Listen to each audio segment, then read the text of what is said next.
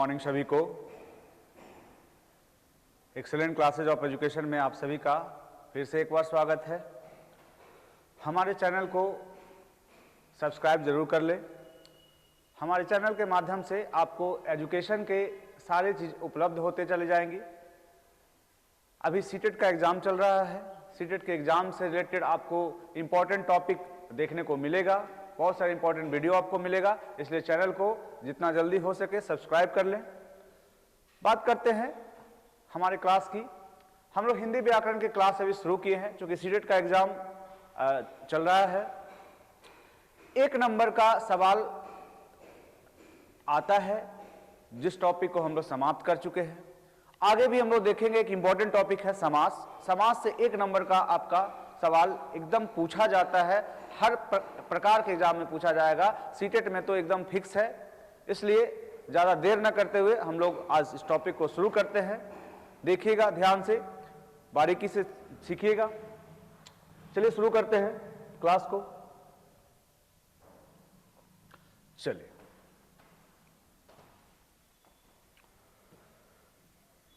देखिएगा समास। पहले के क्लास में संज्ञा, सर्वनाम, क्रिया विशेषण इत्यादि जितने भी छोटे छोटे टॉपिक्स हैं जिससे सवाल आता है सीटेट में, वो हम क्लियर कर चुके हैं। आज एक बहुत ही महत्वपूर्ण टॉपिक है समास। समास से एक नंबर का सवाल आना ही आना है और बहुत ही इजी टॉपिक है। अगर आप ध्यान से देख ले तो ये प्रॉब्लम जो है आपका सॉर्ट आउट हो जाएगा, एक नंबर आपका बन जाएगा। समास कहते किसको है? तो देखिएगा, दो या दो से अधिक शब्दों के मेल से बना शब्द। दो या दो से अधिक शब्दों के मेल से बना शब्द क्या कहलाता है? समास कहलाता है। मीन्स समास मतलब दो या दो से अधिक पदों से बना पद, या दो या दो से अधिक शब्दों से बना शब्द क्या कहलाता है? समास कहलाता है। इसको हम लोग विग्रह करते हैं तो कम से कम दो शब्द टूट कर जरूर आएगा। देखिए उदाहरण के तौर पे ये इसका विग्रह है, समास इधर है। देखिएगा, राजा की माता, ये दो शब्द यहां पे है, राजा और माता, और बीच में एक की शब्द है। ठीक है, ये तीनों मिलकर क्या बना? राजमाता। दूसरा एग्जांपल है देश के लिए भक्ति, क्या कहलाता है? देशभक्ति। तो ये समास का उदाहरण है। नियम के अनुसार, नियमानुसार, ये क्या है? समास है। आगे देखिए, समास के प्रकार। समास के प्रकार 6 प्रकार के होते हैं। पहला है अव्ययीभाव समास, दूसरा है तत्पुरुष समास, तीसरा है कर्मधारय समास, चौथा है दिग्गु समास, और पांचवा है द्वंद्व समास, और छठा है बहुव्रीहि समास। है ना? तो एक एक करके हम लोग इसका प्रकार को देखेंगे। देखिए, पहला है अव्ययीभाव समास। अव्ययीभाव समास में पहला पद जो होता है छोटा होता है और प्रधान होता है। पहला पद छोटा होगा और प्रधान होगा। ठीक है, देखिए एग्जांपल, आजन, तो इसको हम विग्रह करेंगे, तोड़ेंगे तो आ प्लस जन। देखिए पहला पद क्या है आपका? छोटा है। प्रतिदिन, प्रति प्लस दिन, प्रति देखिए छोटा है। अमरण, आ प्लस मरण, देखिए आ छोटा है। यथाशक्ति, यथा जोड़ शक्ति, देखिए यथा छोटा है ना? तो जिस समास में पहला पद प्रधान हो या छोटा हो वो क्या कहलाता है? अव्ययीभाव समास कहलाता है। एक बात और आप जानिए, पुनर्युक्त शब्द। पुनर्युक्त शब्द के बारे में आप जानते होंगे, नहीं जानते हैं तो मैं बता देता हूं। जो शब्द एक ही बार रिपीट होता है, एक ही शब्द बार बार रिपीट होता है, उसको हम लोग पुनर्युक्त शब्द बोलते हैं। तो पुनर्युक्त शब्द कौन सा समास होगा? वो भी अव्ययीभाव समास होगा। देखिए, पुनर्युक्त शब्द, पुनर्युक्त शब्द भी क्या होता है? अव्ययीभाव समास होता है। उदाहरण के तौर पे कभी कभी, देखिए सेम वर्ड रिपीट हुआ, कभी कभी। धीरे धीरे, दिनों दिन, रातों रात, कानों कान, हाथों हाथ, ये सब क्या है? अव्ययीभाव समास है। तो मेरे ख्याल से अव्ययीभाव समास आपको क्लियर हो गया होगा। फिर से एक बार देख लिए, अव्ययीभाव समास में पहला पद क्या होता है? प्रधान होता है, छोटा होता है या प्रधान होता है ना? पहला पद छोटा या प्रधान होता है। उदाहरण के तौर पे आजन, आ प्लस जन, प्रतिदिन, प्रति प्लस दिन, आमरण, आ प्लस मरण, यथाशक्ति, यथा प्लस शक्ति। तो आप देख रहे हैं पहला पद इसका छोटा है, ठीक है, प्रधान है ना। और पुनर्युक्त शब्द भी क्या होता है, अव्ययी भव समास होता है। कभी कभी, धीरे धीरे, दिनों दिन, रातों रात, कानों कान, हाथों हाथ। तो ये जो है आपका अव्ययी भव समास है। उम्मीद कर रहे हैं आपको समझ में आ रहा होगा, क्लियर हो गया हो कंसेप्ट। चलिए देखते हैं आगे। नेक्स्ट देखिए, दूसरा जो समास है आपका वो है तत्पुरुष समास। बिल्कुल 1 नंबर का सवाल आपसे पूछा जाएगा सीटेट के एग्जाम में। हर शिफ्ट में 1 नंबर का समास से सवाल आने वाला है, इसलिए इस वीडियो को जरूर देखें और सब्सक्राइब जरूर करें एक्सेलेंट क्लासेज ऑफ एजुकेशन को। देखिएगा, तत्पुरुष समास, इसमें दूसरा पद प्रधान होता है या छोटा होता है। दूसरा पद प्रधान या छोटा होता है। इसमें कारक चिन्ह जो है लुप्त होता है।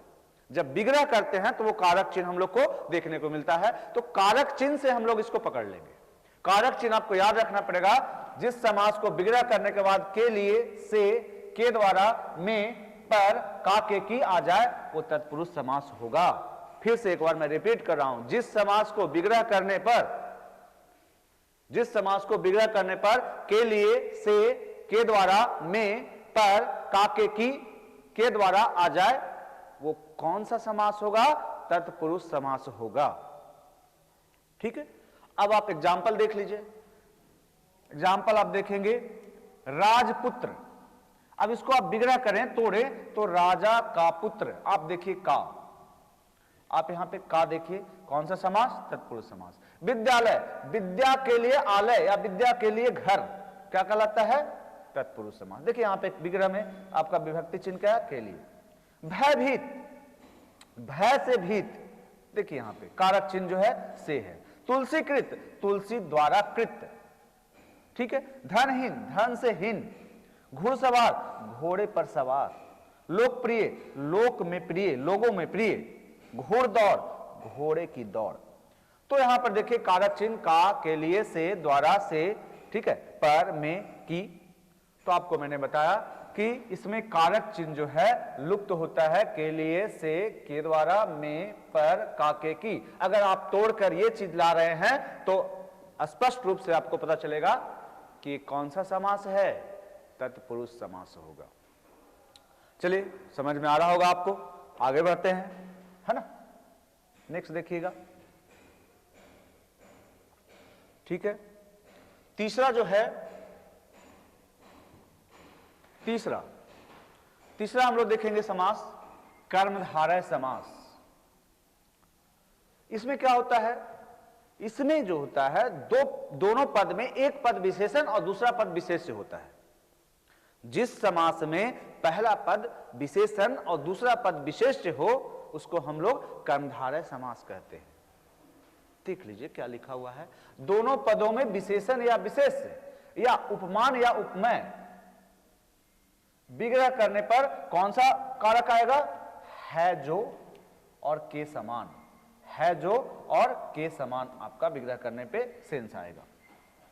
एग्जाम्पल देखिए, नील कमल, नील कमल, नीला है जो कमल। देखिए नील, ये आपका नील जो है एडजेक्टिव है, विशेषण है, और कमल जो है आपका विशेष्य है।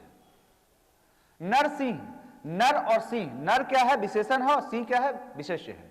काली मिर्च, काली क्या है, विशेषण है, और मिर्च क्या है, विशेष्य है। तो नीला है जो कमल, नील कमल। सिंह के समान, नर के समान, देखिए आगे आपका यहां है जो है, ठीक है। तो सिंह के समान नर, नरसिंह। काली है जो मिर्च, तो देखिए है जो के समान, है जो आ गया आपका यहां पे, इसलिए ये कौन सा समास हो जाएगा, कर्मधारय समास हो जाएगा। उम्मीद करते हैं समझ में आ गया होगा। अब हम लोग आगे बढ़ते हैं, दिग्गु समास पे। दिग्गु समास में पहला पद, पहला शब्द संख्यावाचक होता है, संख्यावाचक। लेकिन इससे कोई तीसरा अर्थ ना निकलना चाहिए, सिर्फ संख्या ही डिनोट होना चाहिए, ठीक है। तो देखिएगा संख्यावाचक में पहला उसका उदाहरण है चौराहा। चौराहा, चौ प्लस राहा, चौराहा। तो चार रास्तों का मेल है ना। पहला पद चौ है, चौ मतलब चार, राहा मतलब रास्ता, चार रास्ता जहां पे मिलता है उसी को हम लोग चौराहा बोलते हैं। और ये कौन सा समास होगा? द्विगु समास होगा। पंचबटी, बटी मतलब वृक्ष और पंच मतलब पांच, तो पांच वृक्षों का समूह क्या कहलाता है? द्विगु समास कहलाता है। त्रिलोक, त्रि मतलब तीन, लोक मतलब लोक, ठीक है, तो तीन लोकों का समूह। नवरत्न, नव प्लस रत्न, नवरत्न है ना, त्रिलोक, नौ रत्नों का समूह। ये कैसा समास होगा? द्विगु समास होगा। उम्मीद करते हैं आपको समझ में आ गया होगा। आगे चलते हैं, नेक्स्ट अगला समास है द्वंद्व समास। ये आपका पांचवा समास है, द्वंद्व समास। इसमें दोनों पद प्रधान होता है। द्वंद्व समास में दोनों पद प्रधान होता है ना, द्वंद्व समास में दोनों पद प्रधान होता है। और विग्रह करने पर आपको कारक चिन्ह मिलेगा, अथवा, या, तथा, और। देख लीजिए, अथवा, या, तथा, और, ये विग्रह करने पर आपको मिलेगा।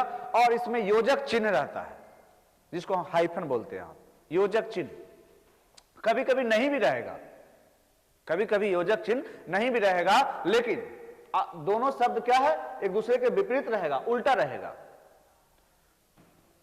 ध्यान से समझिए, द्वंद्व समास में दोनों शब्द, दोनों पद एक दूसरे के विपरीत होंगे, उल्टा होंगे, योजक चिन्ह होगा। कभी कभी योजक चिन्ह नहीं भी रह सकता है, लेकिन दोनों शब्द एक दूसरे के विपरीत होंगे, दोनों पद प्रधान होंगे, है ना। और विग्रह करने पर अथवा, या, तथा और जैसे कारक चिन्ह देखने को मिलेंगे। जैसे देखिए एग्जाम्पल के तौर पे दिन रात, यहां पे योजक चिन्ह है, दिन या रात या दिन और रात। देश विदेश, बीच में कारक चिन्ह है, देश या विदेश, देश और विदेश। धर्म अधर्म, धर्म और अधर्म या धर्म या अधर्म, ठीक है। अच्छा बुरा, अच्छा या बुरा, है ना। तो उम्मीद करते हैं द्वंद्व समास में आपको कोई कंफ्यूजन नहीं होगा, कंफ्यूजन क्लियर हो गया होगा, है ना। आगे देखते हैं बहुब्रीहि समास। बहुब्रीहि समास ये समास का अंतिम प्रकार है, छठा प्रकार है। इसमें क्या होता है? दोनों पद प्रधान नहीं होता है, कोई भी पद प्रधान नहीं होता है इसमें। बहुब्रीहि समास में कोई भी पद प्रधान नहीं होता है। दोनों पद जब मिलता है तो एक तीसरे पद का निर्माण होता है, एक तीसरे शब्द का निर्माण होता है, एक नए अर्थ का निर्माण होता है। इसी को हम लोग क्या बोलते हैं? बहुब्रीहि समास बोलते हैं, है ना। देखिए, दोनों पद मिलकर तीसरे पद का निर्माण करता है, पहला बात। दूसरा बात, विग्रह करने पर तीसरा अर्थ मिल देता है, विग्रह करने पर, तोड़ने पर तीसरा अर्थ देगा। और तीसरा पॉइंट यह है, कोई पद प्रधान नहीं होता है ना। उदाहरण देखिए, लंबोदर, उदाहरण क्या है? लंबोदर। लंबा है जिसका उदर, लंबा है जिसका पेट, तो सबसे ज्यादा लंबा पेट किसका है? गणेश जी का, है ना। चलिए, तो समझ में आ रहा होगा। आगे चलते हैं, इसका उदाहरण देखते हैं।